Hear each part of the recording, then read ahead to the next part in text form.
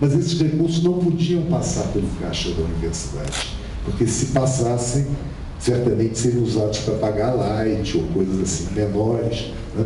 Então, assim, então, o que se criou? Fundações de apoio das universidades. Os recursos saíam do FNDCT, iam para as fundações de apoio.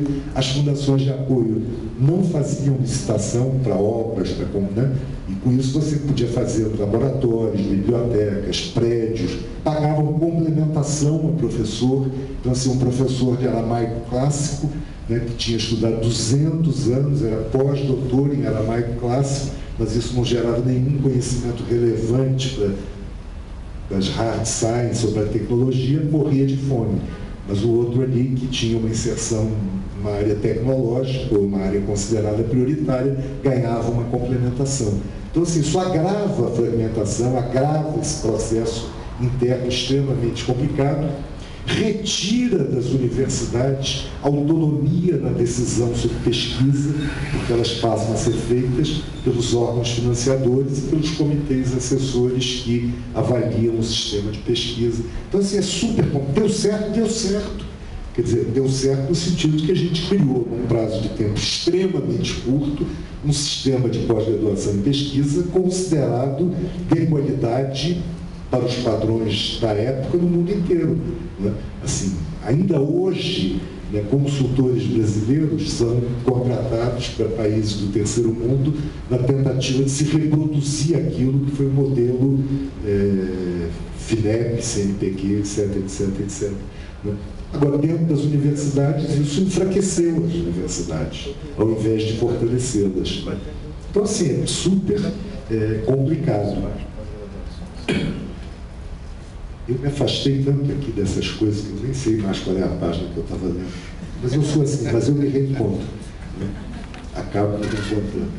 Então, olha só, tipo assim, se a gente olha, a SBPC se transforma, a Academia Brasileira de Ciências se transforma, né? Várias associações científicas por áreas de conhecimento são criadas e passam a ocupar esse espaço, que é o espaço da avaliação do Sistema Nacional de Pesquisa. Né? Então, assim, e até hoje, quer dizer, essa questão é uma questão mal resolvida, né? Como veremos se eu conseguir chegar ao fim aqui dessas páginas que eu preparei. Né? Então, assim, para pular isso tudo, tem um aspecto muito cruel, não é? Nessa história toda, é que, embora as universidades tenham se modernizado, e embora as universidades tenham sido criado dentro das instituições, mas fora da sua organização previamente existente, o sistema da pós-graduação em pesquisa, né, esse acordo teve dois lados malditos. Quer dizer, um é assim, as universidades de qualidade não cresceram, né? Então, assim, elas poderiam ser boas, elas poderiam ter qualidade, mas a expansão para conta da luta dos estudantes de 68 por vagas foi feita com o início desse processo que levou ao crescimento de instituições particulares, privadas, com baixíssima qualidade.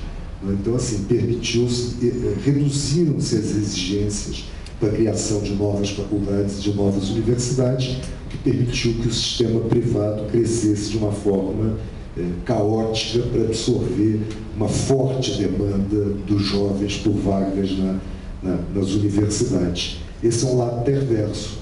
Quer dizer, teria sido melhor, né, se é que é possível falar isso quando a gente olha a história, se o sistema público tivesse não apenas melhorado a sua qualidade, mas expandido na forma de poder absorver. Isso não foi feito.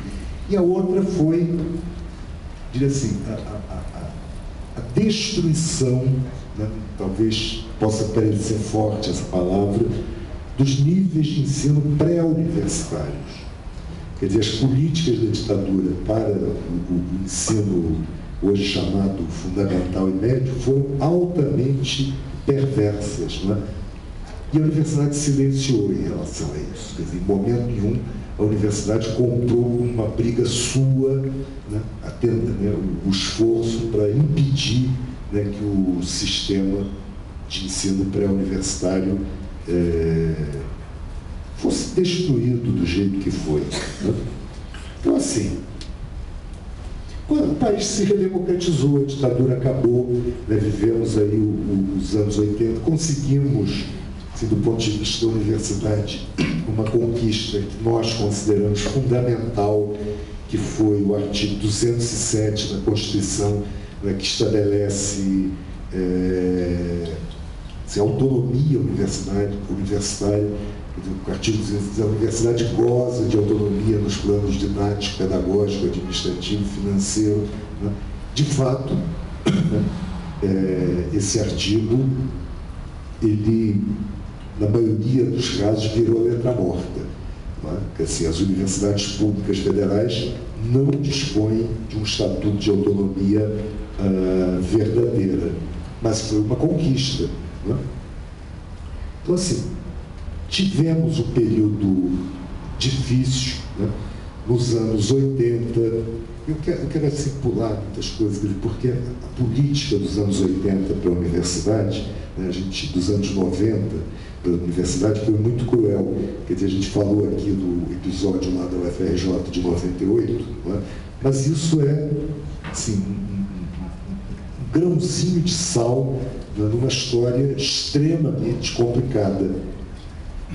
Nos anos 90 se acelerou mais ainda aquele processo de crescimento acelerado do segmento privado.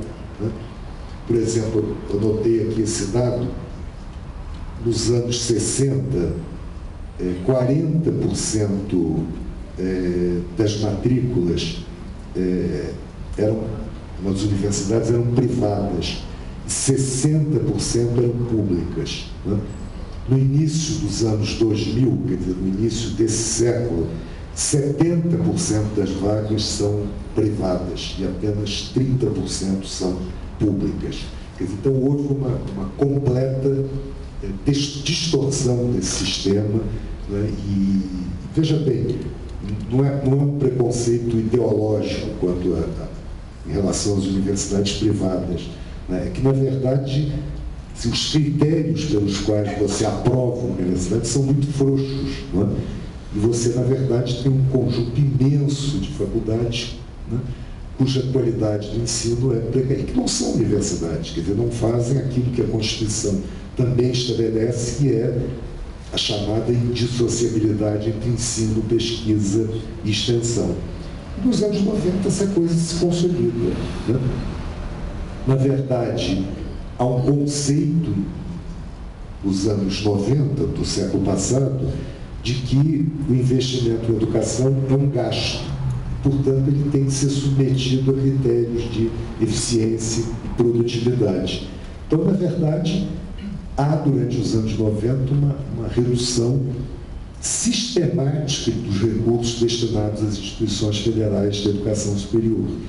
Em termos reais, o valor dos recursos transferidos para o orçamento das universidades, do orçamento federal, se reduz quase a metade, não é? O que mostra, assim, a brutalidade do que foi né? Despesas contingenciadas, etc, etc. Assim, recursos que antes eram alocados nos orçamentos das universidades passaram a ser rubricas de